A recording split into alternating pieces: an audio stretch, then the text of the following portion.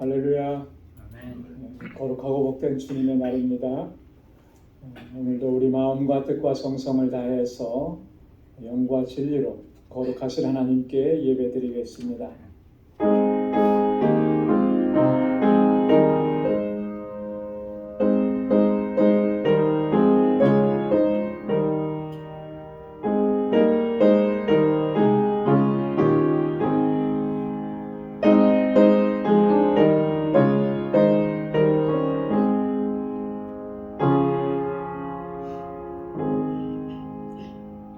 여호와여, 주의 인자하심이 하늘에 있고 주의 성실하심이 공중에 사무쳤으며 주의 의는 하나님의 산들과 같고 주의 판단은 큰 바다와 일반이라.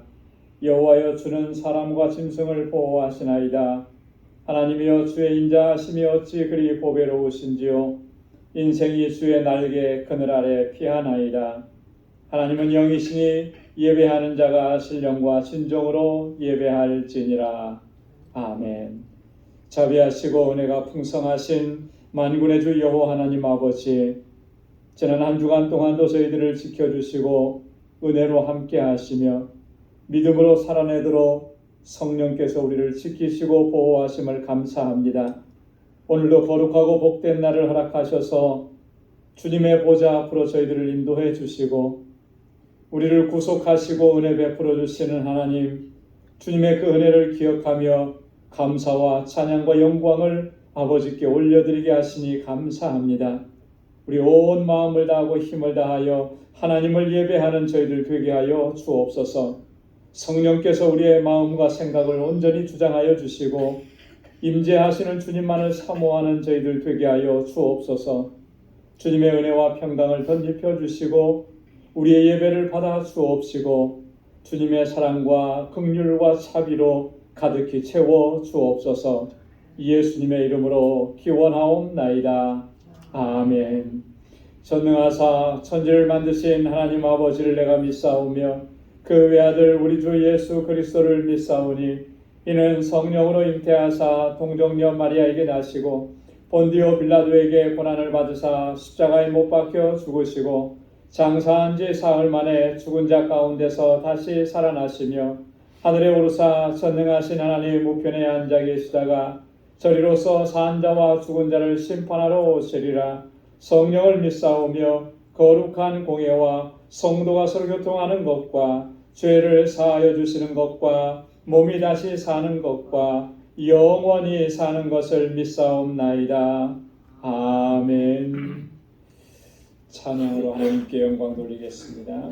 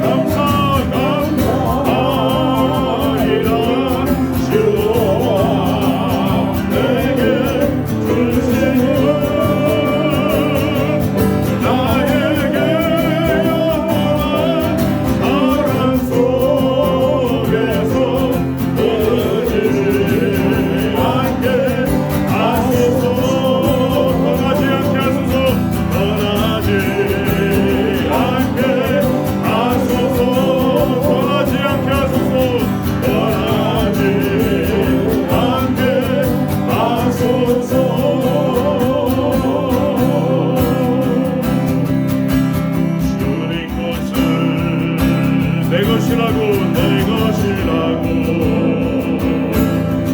고집하며 살아왔네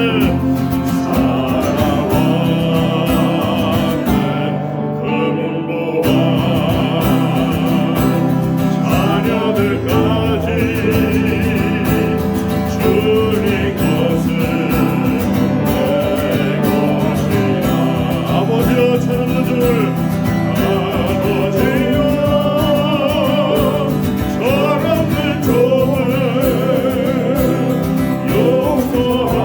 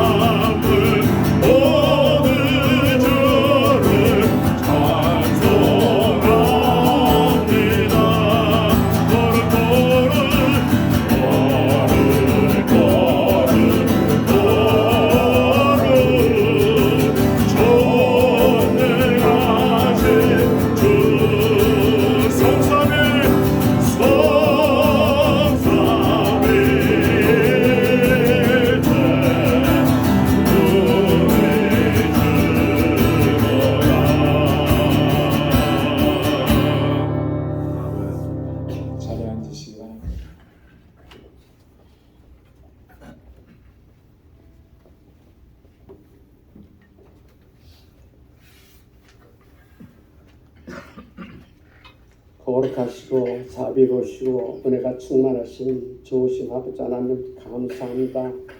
저희들을 지극히 사랑하여 주시어서 오늘 거룩한 날에 저희들을 주님 보좌 앞으로 불러 모아주시고 저희들이 아버지 하나님 앞에 감사와 찬양으로 예배를 드리게 하여 주시오니 감사합니다. 저희 예배를 받으시고 영광 받으시옵소서. 저희들은 심히 부족합니다. 하나님을 위한다고 하면서도 저희 뜻대로 살 때가 너무도 많습니다. 아버지 하나님이여 성령께서 내 안에 주인이 되셔서 저희의 삶을 주관하여 주시옵소서.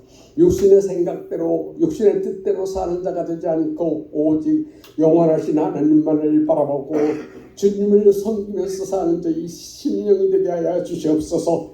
아버지 우리 방주교회를 지극히 사랑하시는 줄 믿습니다. 방주교회를 통해서 하나님 큰 역사 이루시는 줄을 믿습니다. 아버지 하나님께 함께 하여 주시고 저희들 한 사람 한 사람을 붙들어 주시어서 아버지 하나님을 늘 바라보고 주 안에서 신한 성령을 인정받고 사는 저희들이 모두가 되게 해 주시옵소서. 아버지 하나님 이 시간 하나님 말씀 듣는 시간입니다. 좋으신 거룩한 종우리 목사님을 통해서 하나님이 말씀을 저희들에게 들려줄 때에 저희 심령이 뜨겁게 하여 주시고 저희 남은 평생을 주님을 위해서 사는 저희 모두가 되게 해 주시옵소서. 세상에 거짓된 것이 너무도 많습니다. 세상에 우리들을 유혹하는 것이 너무도 많습니다. 오직 주님을 믿고 의지하고 믿음 안에서 사는 저희들 되게 하여 주시옵소서. 좋으신 아버지 하나님 우리 방주교회에 늘 함께 하여 주시고 특별히 어린 아이로부터 우리 학생교회에 함께 하여 주셔서 저들이 한 사람도 아버지 하나님을 떠나는 자가 없게 하여 주시고 이 세상 속에 빠져드는 자 없도록 하나님께서 늘 함께 하여 주시옵소서. 저들을 가르치고 지도하는 교사들과 우리 전도사님 위에 성령이 충만케 하여 주시어서 저들을 하나님 말씀으로 잘 양육해서 저들이 한 사람도 세상 쪽에 빠지지 아니하고 주님을 위해서 쓰임받는 자들이 다 될 수 있도록 도와주시옵소서. 고마우신 아버지 하나님 이제 말씀 듣기를 원합니다. 말씀 주실 때에 저희들이 깨달음이 있게 해주시고 아버지 하나님이여 믿노라 하고 행함이 없으면 죽은 믿음이라고 말씀하셨습니다. 그러므로 저희들은 진짜 행함 있는 믿음을 갖게 하여 주시옵소서. 아버지 하나님 저희 예배를 받아주시고 영광 받으시옵소서. 감사하며 우리 주 예수님 이름 받들고 기도하옵나이다. 아멘.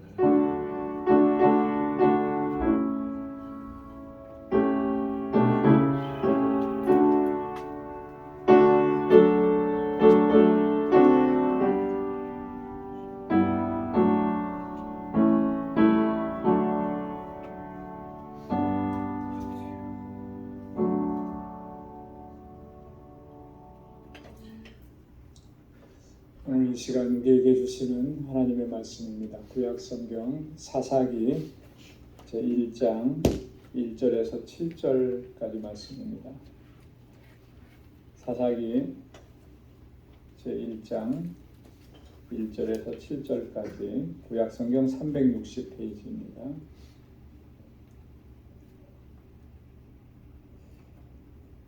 여호수아가 죽은 후에 이스라엘 자손이 여호와께 묻자와 가로되 우리 중 누가 먼저 올라가서 가나안 사람과 싸우리이까? 여호와께서 가라사대 유다가 올라갈지니라. 보라 내가 이 땅을 그 손에 붙였노라 하시니라. 유다가 그 형제 시므온에게 이르되 나의 제비 뽑아 얻은 땅에 나와 함께 올라가서 가나안 사람과 싸우자. 그리하면 나도 너희의 제비 뽑아 얻은 땅에 함께 가리라. 이에 시므온이 그와 함께 가니라. 유다가 올라가며 여호와께서 가나안 사람과 브리스 사람을 그들의 손에 붙이신지라. 그들이 베색에서 1만 명을 죽이고 또 베색에서 아도니 베색을 만나서 그와 싸워 가나안 사람과 브리스 사람을 죽이니 아도니 베색이 도망하는지라. 그를 쫓아가서 잡아 그 수족의 엄지가락을 끊으매 아도니 베색이 가로되 옛적에 70왕이 그 수족의 엄지가락을 지키고 내 상 아래서 먹을 것을 줍더니 하나님이 나의 행한 대로 내게 갚으심이로다 하니라. 무리가 그를 끌고 예루살렘에 이르렀더니 그가 거기서 죽었더라. 아멘.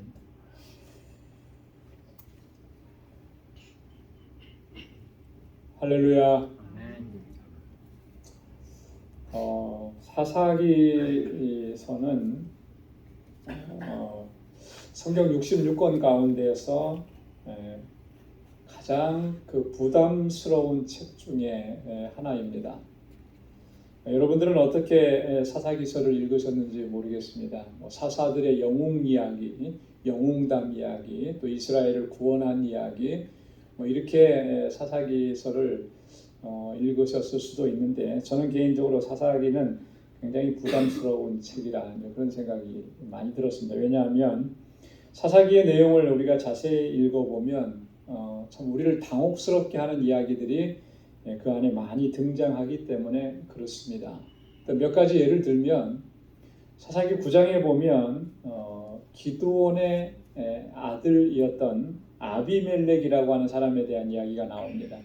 여러분, 우리 기드온이라고 하면 기드온의 300용사, 그 300명을 가지고 미디안의 용사들 13만 5천 명을 무찔렀던 이런 역사적인 대단한 승리 우리가 기억을 하고 있는데요.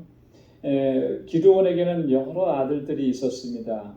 그 아들들 중에 또 아비멜렉이라고 하는 사람이 있었습니다. 그런데 이 아비멜렉은 사실은 본처에서 난 아들이 아니고 첩을 통해서 난 아들이었습니다. 세겜에 살고 있었던 첩을 통해서 난 아들이었는데, 이 아비멜렉이 이 기드온의 다른 이복 형제들 70명을 한 자리에서 다 죽여버린 그런 사건이 있었습니다.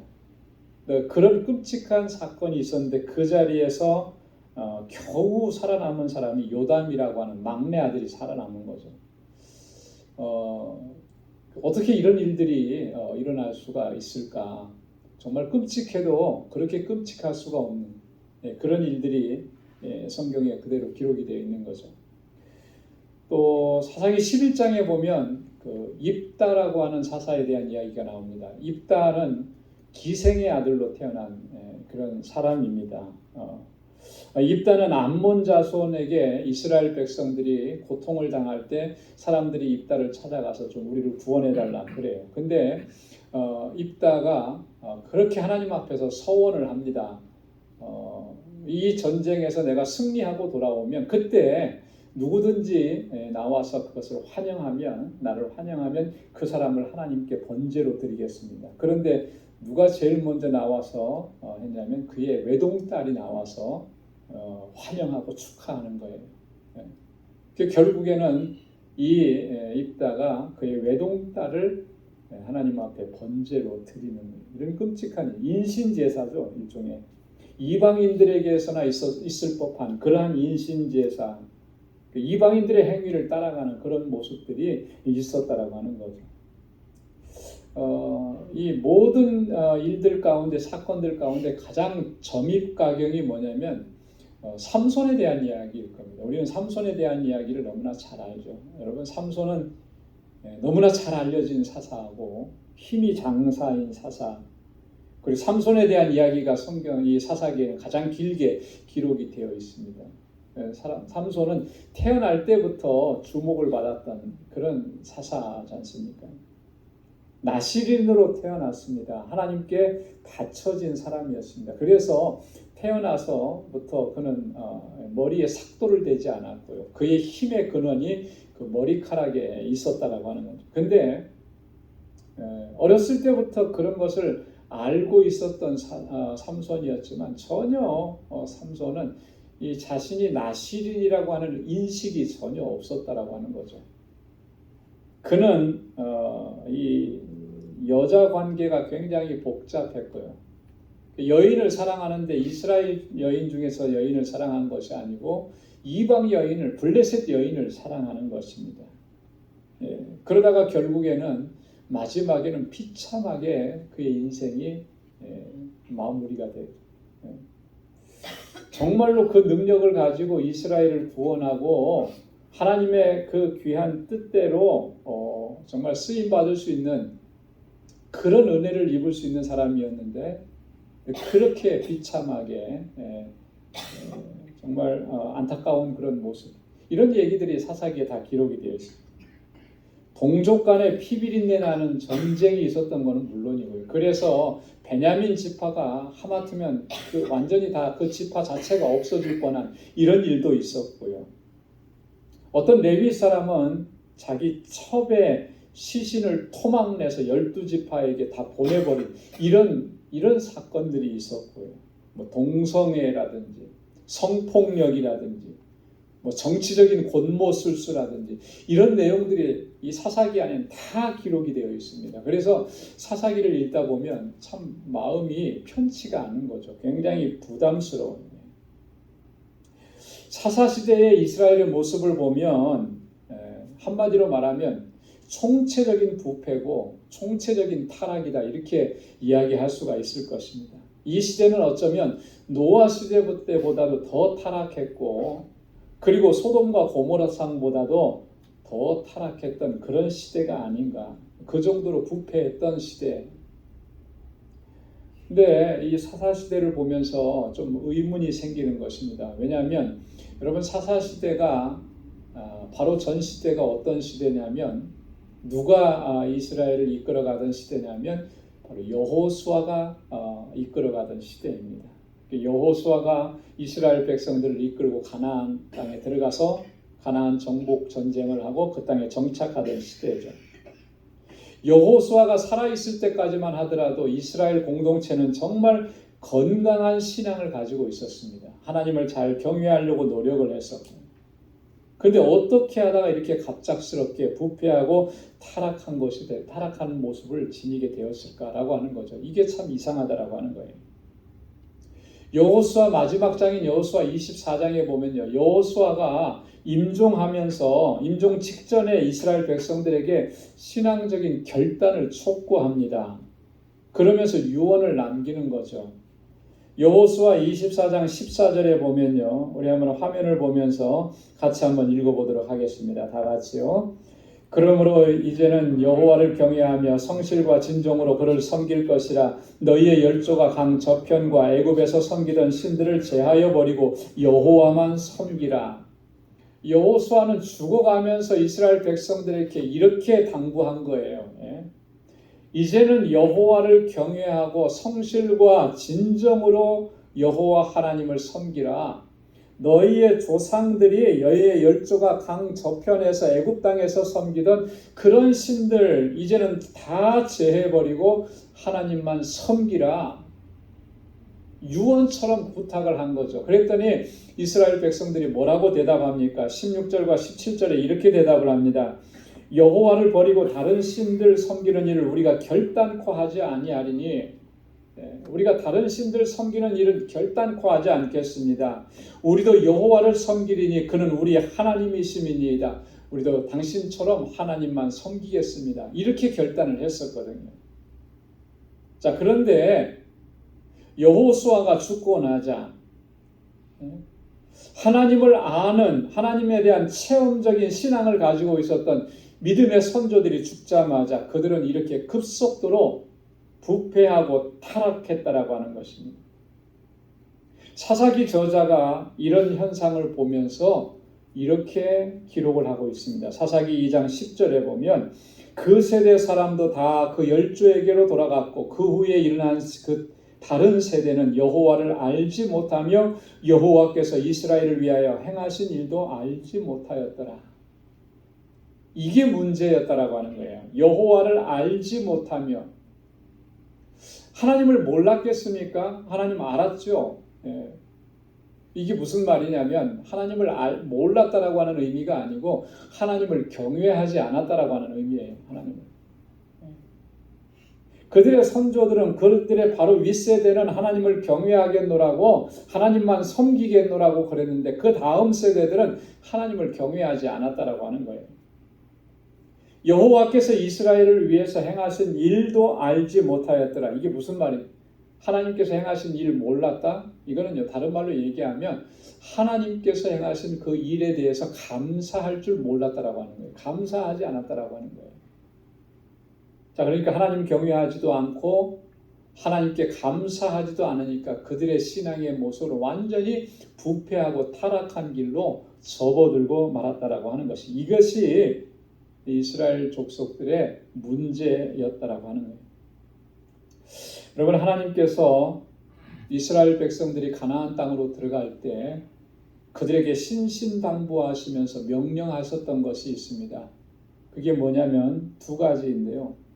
이 가나안 땅에 살고 있었던 족속들 다 그 땅에서 몰아내라는 것이었습니다. 다 몰아내라는 거죠. 그리고 두 번째로는요, 그 땅의 신들, 그 땅의 우상들을 다 회파하고 절대로 그것을 섬기지 말라. 이게 하나님의 명령이었습니다. 그런데 사사기서를 읽어보면 이스라엘 민족들은 그 하나님의 명령을 지키지 않았어요. 순종하지 않았습니다. 그래서 하나님께서는 다음과 같이 경고하셨습니다. 사사기 2장 3절에 보면 그러므로 내가 또 말하기를 내가 그들을 너희 앞에서 쫓아내지 아니하리니 그들이 너희 옆구리에 가시가 될 것이며 그들의 신들이 너희에게 올무가 되리라 하였노라. 너희가 그들을 다 쫓아내지 않았으니 이제 그들이 너희의 옆구리에 가시가 되고 너희에게 올무가 될 것이다. 하나님께서 그렇게 경고하신 거예요. 실제로 그렇게 됐고요. 여러분, 이스라엘 백성들이 그 땅에 있는 족속들을 다 몰아내지 않았습니다. 네, 우리말 성경에 보면 쫓아내지 못했다라고 기록이 되어 있습니다. 못했다라고 하는 말은 내게 능력이 부족해서 내게 힘이 부족해서 그걸 다 그렇게 하지 못했다라고 이렇게 이런 뉘앙스가 담겨져 있습니다. 그런데 원어 성경과 영어 성경에 보면 못한 것이 아니라 안 했다라고 하는 거예요. 안 했다. 여러분, 못한 것과 안 한 것은 의미가 완전히 다른 거죠. 안 한 것은 뭐예요? 할 수 있는데도 그렇게 하지 않았다라고 하는 거예요. 의도적으로 그렇게 하지 않았다는 거예요. 왜 그랬을까요? 의도적으로 그렇게 그들을 쫓아내지 않은 이유가 있을 거 아닙니까? 그들을 쫓아내지 않은 이유는 분명한 거예요. 성경에 보면은 그 땅에 있는 족속들 쫓아내지 아니하고 나중에 이스라엘이 강성해져서 그들에게 뭘 시켰다고 해요. 사역을 시켰다고 해요. 종으로 삼았다라고. 그들을 통해서 뭔가 내가 이익을 얻으려고 경제적인 이익을 얻으려고 그들을 쫓아내지 않은 것입니다. 그러면서 하나님의 명령을 거역한 것이죠. 하나님의 말씀에 순종하지 않았던 것입니다. 그러니까 하나님께서 뭐라고 말씀하신 거예요? 너들이 쫓아내지 않았느냐? 그러면 그들이 너희 옆구리에 가시가 될 것이다. 너희 발에 올무가 될 것이다. 하나님 그렇게 경고하셨던 것입니다. 여러분, 오늘 이 본문의 말씀을 통해서 하나님께서 우리에게 경고하시고 또 우리가 정말 신앙생활하면서 주의해야 될 것이 무엇인지를 우리에게 분명하게 말씀을 해주십니다.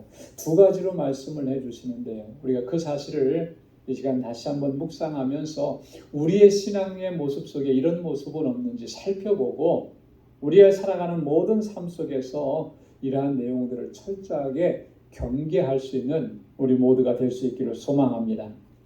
첫째는요, 하나님을 불신하고 자신의 경험과 판단을 쫓아가는 일, 이것을 우리는 철저하게 경계해야 된다고 하는 것입니다. 오늘 본문 1절부터 3절까지의 말씀을 보면 여호수아가 죽고 난 후에 이스라엘 백성들이 그 땅의 나머지 가나안 땅을 정복하기 위해서 지금 나아갑니다. 그러면서 하나님께 물어봅니다. 여기까지는 잘했어요. 하나님께 당연히 물어봐야죠. 1절 말씀에 보면 우리 중 누가 먼저 올라가서 가나안 사람과 싸우리까? 이렇게 물어봅니다.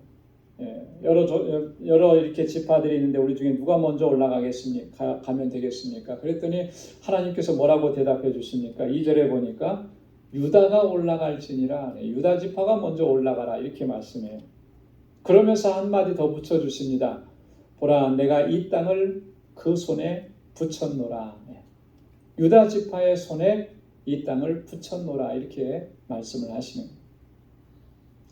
하나님께서는 유다가 올라가라고 이렇게 먼저 올라가라고 말씀하시고 또 이미 승리를 약속해 주신 거예요. 보라, 내가 이 땅을 그 손에 붙였다. 그 다음에가 이제 문제인 거죠. 유다 지파 사람들이 그 다음에 어떻게 행동했느냐라고 하는 거예요. 자, 이렇게 하나님께서 말씀을 하셨으면 그 다음에 반응은 어떻게 나와야 되는 것입니까? 예, 잘 알겠습니다. 하나님 감사합니다. 주님의 말씀 의지해서, 주님의 약속 의지해서 저희가 먼저 올라가겠습니다. 뭐 이렇게 순종하면서 올라갔어야 그게 마땅한 모습이겠죠. 그런데 유다 지파는 그렇게 하지 않은 거예요. 곧바로 누구를 찾아가냐면 시므온 지파를 찾아갑니다. 그리고 시므온 지파에게 나아가서 함께 올라가자고 제안을 해요. 지금 시므온 지파가 오늘 우리와 함께 같이 올라가면 다음에 너희가 제비 뽑은 그 땅을 정복하러 나갈 때 우리도 함께 가겠다. 그렇게 약속을 하고 같이 올라가요.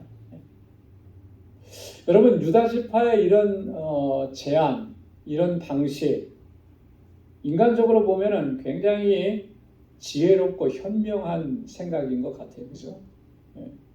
혼자 올라가는 것보다는 둘이 올라가는 게 훨씬 낫죠. 우리 속담에 그런 말 있잖아요. 백지장도 맞들면 낫다라고. 백지장 그 가벼운 것도 둘이 맞들면 훨씬 더 가볍다라고 하는 그런 속담이 있는 것처럼 무슨 일이든지 같이 하는 편이 훨씬 더 수월하죠. 일을 그렇게 쉽게 할 수 있습니다. 그런데 신앙적으로 보면 하나님의 명령하신 그 말씀대로라면 여러분 그거는요 옳은 방법이 아니라는 거죠. 하나님의 약속을 온전히 신뢰하지 않는 그 전형적인 불신앙의 모습이라고 하는 거예요. 하나님의 말씀하신 대로 행하지 않고 자기 생각과 자기 판단대로 행하는 불신앙이라고 하는 것입니다. 우리가 이 사실을 꼭 기억해야 하는 거예요. 하나님께서 뭐라고 말씀하셨는지를 분명하게 기억하고 그 하나님께서 말씀하신 대로 행하는 것, 그것이 바른 신앙인 거예요. 거기에 내 생각과 내 판단을 붙이는 것은 참된 신앙이 아니라고 하는 거예요. 근데 우리는 보통 그렇게 할 때가 참 많아요. 하나님 이렇게 말씀을 해주셨는데 하나님 거기에다가 이렇게 하면은 더 나을 것 같습니다 하고 내 생각을 자꾸 갖다 붙이는 거예요. 그래서 하나님의 말씀, 하나님의 명령을 자꾸 왜곡시키는 거죠.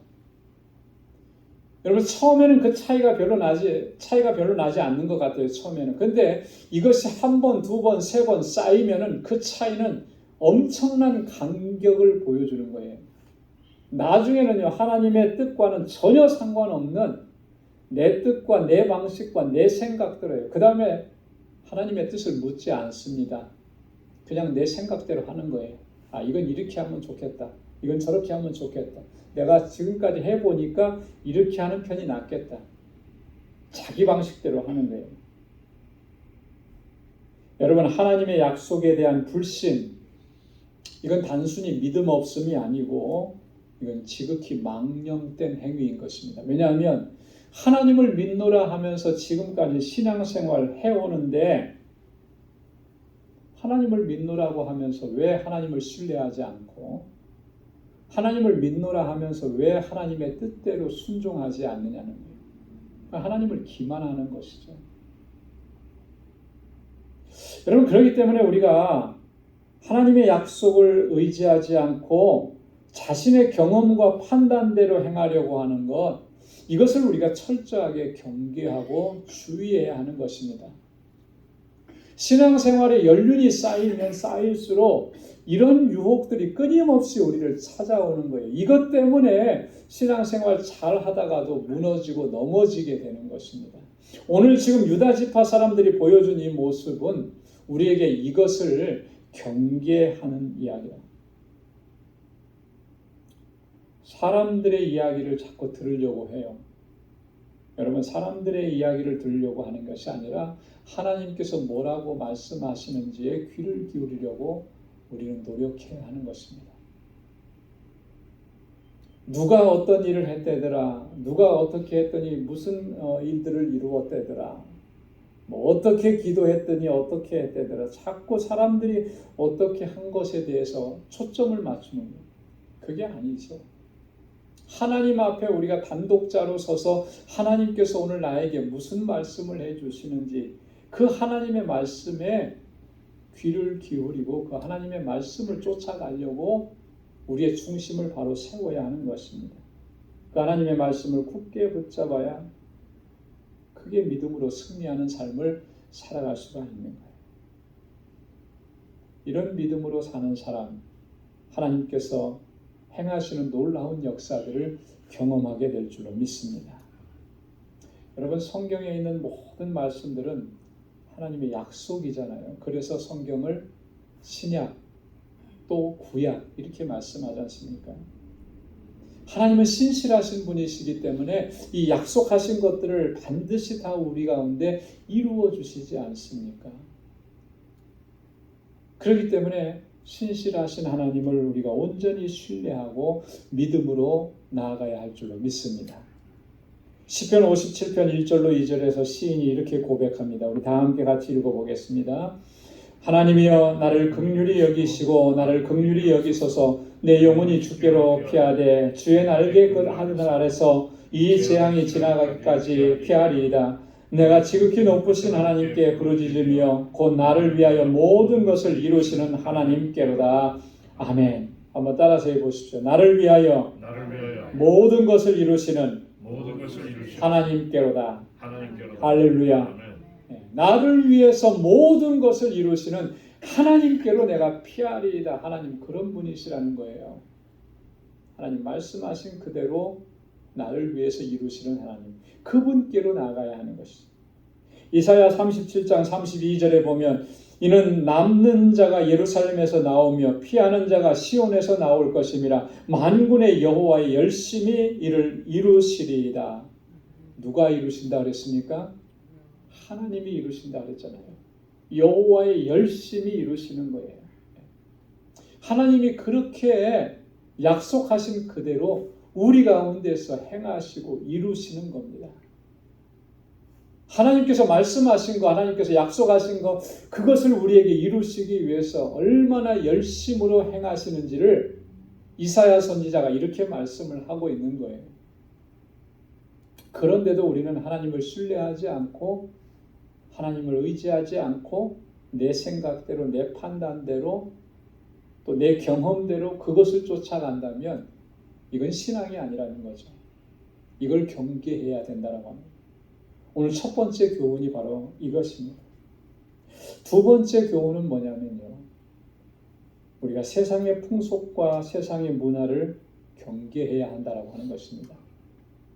오늘 본문 4절부터 또 7절까지의 말씀에 보면 이 유다지파 사람들이 이방 사람들의 습관과 풍속을 그대로 답습하고 있는 모습을 우리가 여기서 살펴볼 수가 있습니다. 하나님께서는 지금 약속하신 그대로 가나안 사람과 브리스 사람들을 다 유다의 손에 다 붙이셨습니다.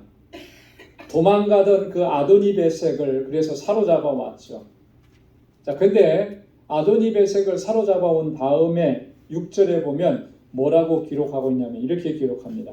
그를 쫓아가서 잡아 그 수족의 엄지가락을 끊음에. 이게 무슨 말이죠? 수족의 엄지가락을 끊었다. 손과 발의 엄지가락, 그러니까 엄지손가락 2개, 엄지발가락 2개를 끊어버렸다. 여러분, 엄지손가락 2개를 끊으면 어떻게 됩니까? 뭘 잡을 수 있나요? 더 이상 무기를 못 잡는 거예요. 그죠? 전쟁에 나갈 수가 없어요. 힘을 쓸 수가 없는 거죠. 엄지발가락 2개를 끊으면 어떻게 돼요? 제대로 쓸 수가 없습니다. 균형을 잡을 수가 없어요. 이걸 다 끊었다라고 하는 것은 모든 힘을 다 빼버렸다라고 하는 그런 얘기인데요. 여러분, 이게 얼마나 잔인한 행동이에요? 이게 얼마나 잔인합니까? 그런데 이건 단순히 그 사람이 이렇게 힘을 못 쓰게 하는 것 이상이라고 하는 거예요. 뭐냐면 7절 말씀에 보면 아도니베색이 예루살렘으로 끌려왔는데 거기서 어떻게 됐다 그랬냐면 죽었다 그랬습니다. 손가락이 잘리고 발가락이 잘리고 나서 그는 결국 어떻게 된 거예요? 죽었어요. 결국은 뭡니까? 손가락 잘라내고 발가락 잘라내는 거, 이것으로 인해서 아도니베섹은 처형을 당한 거예요. 서서히 죽어간 겁니다. 학자들에 의하면 당시에 이러한 처형 방법은 바이러스에 감염이 되게 해서 서서히 고통스럽게 죽어가게 하는 아주 잔인한 사형 방법이라고 합니다. 아주 잔인한 사형. 이스라엘 백성들이 하나님의 은혜로 사는 백성들이, 하나님의 은혜로 지금 가나안 땅에 들어온 백성들이 어떻게 이렇게까지 잔인해질 수가 있을까? 근데 그들이 어디서 이것을 배웠을까? 누구에게서 배웠을까? 7절 말씀에 보면요, 아도니베섹이 죽어가면서 이렇게 얘기합니다. 옛적에 70왕이 그 수족의 엄지가락을 지키고 내 상 아래에서 먹을 것을 줬더니 하나님이 나의 행한 대로 내게 갚으심이로다. 자, 이 일을 지금 누가 먼저 했던 거예요? 아도니베섹이 먼저 그 일을 했던 거예요. 아도니베섹이 했던 그 모습 그대로 본받아서 지금 유다 지파 사람들이 그 일을 아도니베섹에게 하고 있는 것입니다. 여러분, 이 그대로 따라하잖아요, 지금. 아도니베섹이 전에 했던 그 방식 그대로 지금 하고 있잖아요. 이 뭘 얘기하는 거죠? 이에는 이, 눈에는 눈, 뭐 그렇게 대갚아주는 것입니다. 그런 의미는 아니죠. 지금 이스라엘 백성들이 가나안 족속들의 풍습, 그들이 행하는 일들, 그들의 문화, 이걸 급속도로 받아들이고 있다라고 하는 사실을 보여주고 있는 거예요. 급속도로 가나안화 되어가고 있다라고 하는 것을 보여주는 것입니다. 여러분, 하나님께서 이스라엘 백성들을 향해서 가나안 땅에 들어갈 때 철저히 경계하셨던 것이 또 하나가 있습니다. 그게 뭐냐면 그들의 풍속을 따르지 말라라고 하는 거예요. 그들의 문화, 그들의 풍속을 쫓지 말라고 명령을 하셨는데 지금 이스라엘 백성들은 가나안 땅에 들어가자마자 그들의 풍속을 따르는 것입니다. 왜 이런 현상이 일어나는 것이겠습니까? 왜 그들이 그렇게까지 된 것입니까? 그 원인은 하나예요. 그들이 하나님의 말씀을 버렸기 때문에, 하나님의 명령을 저버렸기 때문에, 하나님의 말씀이, 하나님의 명령이 유일한 기준이 되는데 그 하나님의 말씀을 따르지 않고 그걸 버리고 나니까 그 다음에는 세상 풍속을 쫓아가고 세상 방식을 따라가게 되는 거예요. 여러분, 하나님의 말씀을 버리면 기준이 없어집니다. 그래서 세상 기준을 쫓아가게 되어 있어요. 이거 우리가 경계해야 되는 것입니다. 세상에서 믿는 사람들이 왜 자꾸 삶의 방식, 삶의 모습이 세상 사람들과 구별이 되지 않느냐? 하나님의 말씀 버렸기 때문에 그런 것입니다. 하나님의 말씀대로 살아가지 않을, 그렇기 때문에 기준이 없어져 버리니까 세상 사람들대로 그대로 따라가는 거예요.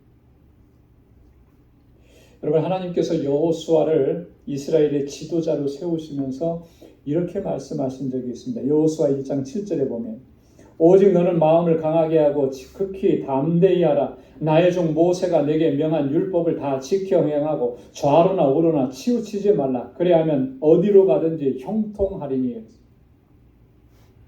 나의 종 모세가 너에게 명한 율법을 너는 다 지켜 행하고 좌로나 우로나 치우치지 말라. 두 가지 명령을 하신 거죠. 모세를 통해서 주신 하나님의 명령, 그거 다 지켜 행하라. 그리고 좌우로 치우치지 말라. 근데 이 두 가지는요, 별개의 명령이 아니라 두 개가 하나로 연결되어 있다라고 하는 거예요. 뭐냐면 하나님의 말씀을 잘 지켜 행해야 좌로나 우로나 치우치지 않게 된다라고 하는 그 말씀인 거예요. 그러니까 하나님의 말씀을 지켜 행하지 않으면 치우치게 되어 있다라고 하는 거예요. 치우친다라고 하는 게 무슨 의미겠습니까? 좌로 치우치고 우로 치우친다는 게 무슨 말씀이에요? 하나님의 말씀, 하나님의 뜻을 벗어나서 세상의 방식과 세상의 풍습을 쫓아간다라고 하는 그런 의미인 것입니다.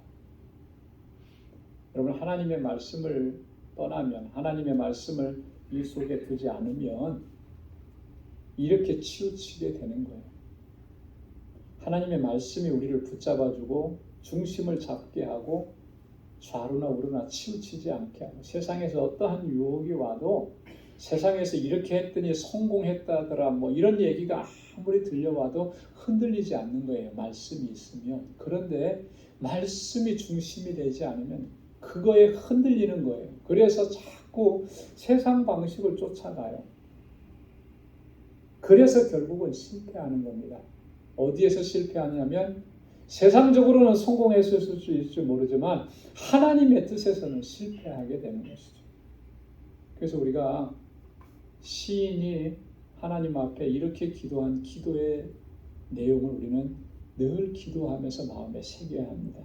시편 119편 36절로 37절입니다. 우리 다 함께 한번 읽겠습니다. 내 마음을 주의 증거로 향하게 하시고 탐욕으로 향치 말게 하소서. 내 눈을 돌이켜 허탄한 것을 보지 말게 하시고 주의 도에 나를 소성케 하소서. 할렐루야. 내 마음을 어디로 향하게 해달라고요? 주의 증거로, 주의 말씀으로 향하게 해주십시오. 탐욕으로 행치 않게 해주십시오. 내 눈을 돌이켜 허탄한 것을 보지 않게 해주십시오. 주의 도에 나를 소성케 해주십시오. 주의 말씀 안에 거하게 해주시고 허탄한 것 보지 않게 하시고 탐욕으로 행치 않도록 도와주십시오. 날마다 우리가 그렇게 기도해야죠.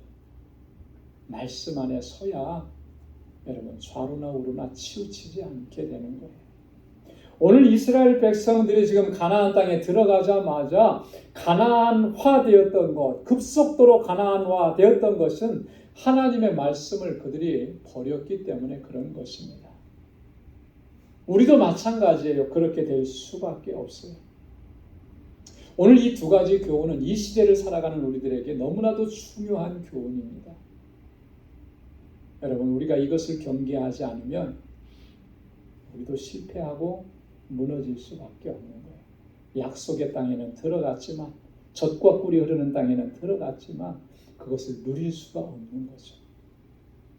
여러분, 하나님의 말씀을 늘 마음에 새기고 그 말씀의 중심을 붙잡고 하나님의 약속을 붙잡고 하나님을 신뢰하고 온전히 하나님의 뜻대로 순종하고 그렇게 믿음으로 끝까지 달려갈 수 있는 저와 여러분들이 다 될 수 있기를 주님의 이름으로 축원합니다.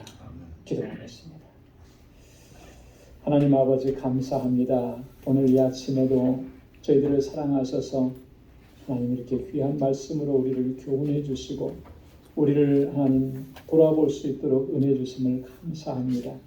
하나님 사사시대의 이런 모습은 바로 우리들의 모습인 것을 하나님 깨닫게 해주셔서 감사합니다. 여호와 하나님 주신 말씀, 그 말씀을 늘 가슴에 새기게 하시고 말씀에 순종하며 믿음으로 살아가는 저희들이 되게 하여 주옵소서.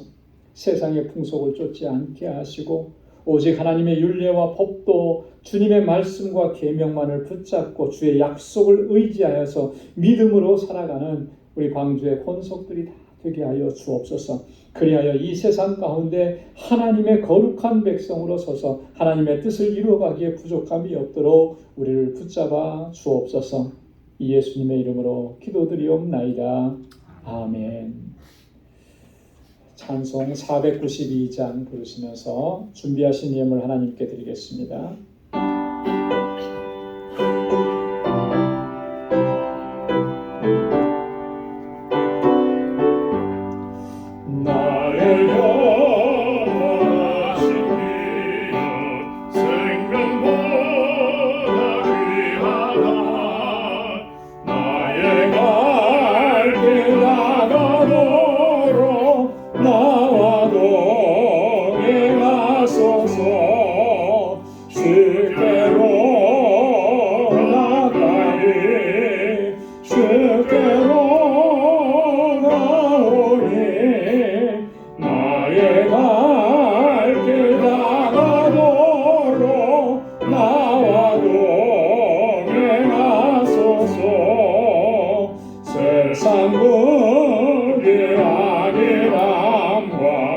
모든 영예 버리고 험한 길을 가는 동안 나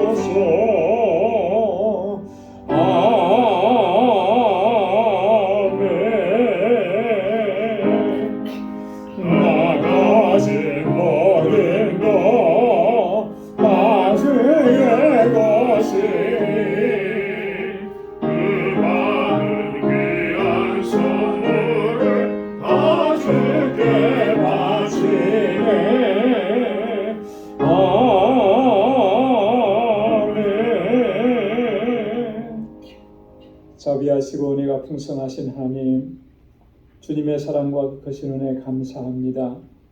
지난 한 주간도 하나님의 은혜로 살게 하시고 주님의 크신 권능으로 우리를 붙잡아 주시고 유혹과 시험과 환난이 많은 이 세대도 넉넉히 이겨낼 수 있도록 항상 우리와 동행해 주심을 감사합니다. 모든 것이 하나님의 은혜였음을 깨달을 수 있는 은혜도 주심을 감사합니다. 이 시간 하나님 그 은혜가 감사해서 하나님 우리에게 허락해 주신 물질을 구별하여서 아버지 앞에 감사의 예물로 올려드립니다. 사랑하는 주의 백성들이 드리는 이 예물은 단순한 물질이 아니고 저희의 삶이고 저희의 인생입니다. 하나님 아버지, 우리의 모든 삶이 늘 감사하며 사는 삶이 되도록 도와주옵소서. 기쁘고 즐겁고 행복하고 형통할 때뿐만 아니라 고난이 있고 여전한 아픔과 환난이 있고 어려움이 있을 때에도 하나님 소망의 주님께서 주신 그 약속을 붙잡고 감사하며 살아갈 수 있는 믿음의 사람들이 되게 하여 주옵소서. 11조의 예물을 드리며 아버지 앞에 다시금 고백하고 결단합니다. 나의 주 나의 하나님, 하나님의 뜻대로 살아가기로 결단하오니 우리를 붙잡아 주시고 연약하고 어리석은 저희들을 붙잡아 주시사 강건케 하시고 끝까지 순종할 수 있도록 믿음의 사람들로 세워 주옵소서. 하나님 선교의 예물을 주님 앞에 구별하여 드리며 하나님 주님의 말씀대로 순종합니다. 이 예물이 쓰여지는 곳에서 하나님께서 행하시는 놀라운 영혼 구원의 역사를 우리의 눈으로 목도하고 체험할 수 있게 하시고 지금도 세계 곳곳에서 복음을 증거하는 하나님의 귀한 종들과 그 사역을 하나님 기름 부어 주시사 아름다운 생명의 역사가 더욱 풍성하게 일어나게 하시고 우리 알라메다 방주교회를 아름답게 세워주셔서 그 지역의 영혼들을 하나님 정말 구원하는 구원의 방주로 우뚝 서게 하여 주옵시고 우리 단기 선교를 준비하는 우리 방주의 모든 권속들 아버지께서 능력의 장중에 붙들어 주옵시며 우리 모두가 한 마음과 한 뜻이 되어서 이 단기 선교 준비하는 일에 어려움이 없도록 하나님 은혜 베풀어 주옵소서. 아버지 하나님 건축 예물을 주님 앞에 드리며 주님의 몸된 교회를 위해서 눈물로 기도하고 또 땀 흘려 수고하고 헌신합니다. 하나님 사랑하는 주의 종들의 그 눈물과 기도를 기억해 주옵소서. 그 헌신을 받아 주옵소서. 우리 방주교회가 정말 이 세대 가운데 세상을 향하여서 진리의 등대가 되게 하시고 복의 근원이 되게 하여 주옵시고 주님의 사랑을 전하기에 부족함이 없게 하옵시고 진정한 사랑의 공동체로 우뚝 서가도록 도와주옵소서. 하나님 구제의 예물을 주님 앞에 드립니다. 하나님께서 우리에게 주신 은혜와 복은 말로 다 형용할 수가 없습니다. 우리 안에 머물러 있지 않게 하시고 흘러 넘치게 하여 주셔서 저희로 하여금 복의 근원된 삶을 살아가도록 도와주옵시고 이제 우리의 주변 우리의 이웃을 돌아볼 수 있게 하시고 하나님 주님의 사랑을 나누는 저희들 되게 하여 주시옵소서. 아버지 하나님 그래서 세상을 밝혀나가게 하시고 그리스도의 사랑으로 채워나갈 수 있는 우리의 방주의 권속들이 다 되게 하여 주옵소서. 오늘도 아버지 주님의 몸된 제단에 나와 여러 모양으로 섬기는 그 귀한 손길들마다 하나님의 은혜와 주님의 평강으로 가득히 채워 주옵소서. 육신의 연약함이 있습니다. 주님의 손길로 만져주시고 주님 치료하여 주시고 온전하게 회복시켜 주시옵소서. 또 한 주간의 삶을 향하여 저희들 나아갑니다. 하나님 주님께서 늘 동행하여 주셔서 주님과 동행하는 한 주간이 되도록 도와주시고 저들의 가정과 직장과 생업의 터전과 학업을 이 한 주간 동안도 견고하게 지켜 주옵소서. 모든 것 감사하옵고 예수님의 이름으로 봉헌 기도드리옵나이다. 아멘. 우리 전우좌우에 계신 분들과 함께 인사 나누시기 바랍니다. 샬롬 주님의 평강이 함께하길 바랍니다. 사랑합니다. 축복합니다. 주님의 은혜가 가득하기를 바랍니다. 우리 같이 인사 나눠주시고요. 또 감기로 인해서 또 힘들어하시는 분들도 많이 계시고 또 오늘 아침에 또 비가 와서 이렇게 일부 예배 많이 못 나오셨는데 그럼에도 불구하고 또 함께 예배드릴 수 있으니 너무나 감사하고요. 주님의 은혜와 평강이 여러분들의 가정과 삶 속에 늘 가득히 넘쳐나기를 바랍니다. 오늘도 영상으로 예배를 드리시는 모든 분들에게도 주님께서 같은 은혜로 가득히 채워주실 줄로 믿습니다. 우리 교회 소식 전해드리겠습니다. 우리 단기 선교를 위해서 지속적으로 계속 기도해 주시기를 부탁드리겠습니다. 우리 선교단원들 19명 위해서 기도해 주시고, 또 우리 선교단원들은 계속 매 주일 또 연습합니다. 위해서 또 응원해 주시고 또 이렇게 해주시면 고맙겠습니다. 단기 선교 바자회 5월 20일 토요일, 이제 한 달도 채 남지 않았는데요. 우리 선교부와 또 친교부, 또 남녀 선교회 공동으로 주관해서 준비합니다. 바자회 물품들 많이 도네이션 해주시기를 부탁드립니다. 그리고 주일학교 예배실에서 의료바자 계속 진행하고 있습니다. 여러분 관심 가져주시고요. 또 주변에도 알려주시기 바랍니다. 구역장 교사 모임 오늘 2부 친교 후에 유아부실에서 모입니다. 4월 구역 예배 교재 안내석에 준비되어 있습니다. 다음 주일은 구역 예배로 모이고요. 피택자 교육은 5월 7일, 5월 첫째 주일부터 시작하도록 하겠습니다. 피택자들께서는 모두 참여하시기 바랍니다. 우리 김인선 선교사님, 신인선 선교사님 니카라과에서 사역하는데 선교 편지 주보에 넣어드렸는데 여러분 보시고 또 기도해 주시길 바라고, 특별히 우리 신유선 선교사님 그 아버님께서 많이 좀 한국에서 위독하신 그런 상황이라고 합니다. 장로님이신데 좀 많이 위독하시대요. 그래서 그 신유선 선교사님은 좀 한국에 나가 계시는데 아직 5월 말쯤에 이제 돌아오실 계획이라고 이렇게 얘기는 들었습니다. 여러분 기도해 주시기를 부탁을 드리겠습니다. 지난 주간에 제가 왼쪽 눈 백내장 수술을 했습니다. 그 수술 경과는 좋고요. 지금 회복 중에 있는데 아직 좀 많이 불편하고 또 계속 좀 치료가 더 이제 필요한데 여러분 계속 기도해 주시면 고맙겠습니다. 다 함께 자리에서 일어나셔서 470장 1절 읽으시겠습니다.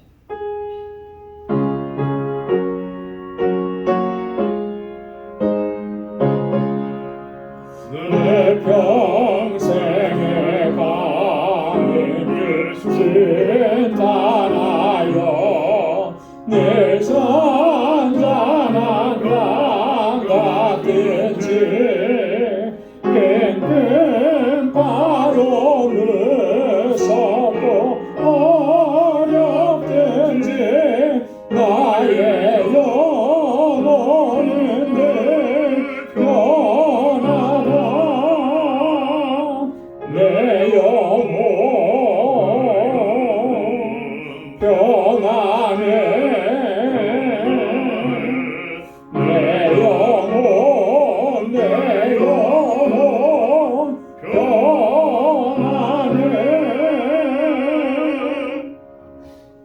이제는 우리 주 예수 그리스도의 무한하신 은혜와 하나님 아버지의 크고 놀라우신 사랑과 성령의 위로 교통 충만하심의 역사가 오직 주의 약속의 말씀 붙잡고 믿음으로 살아가기로 결단하는 우리 방주의 모든 믿음의 권속들과 저들의 가정과 직장, 생업의 터전과 학업 위에 이제로부터 영원까지 함께 하시기를 간절히 축원하옵나이다. 아멘.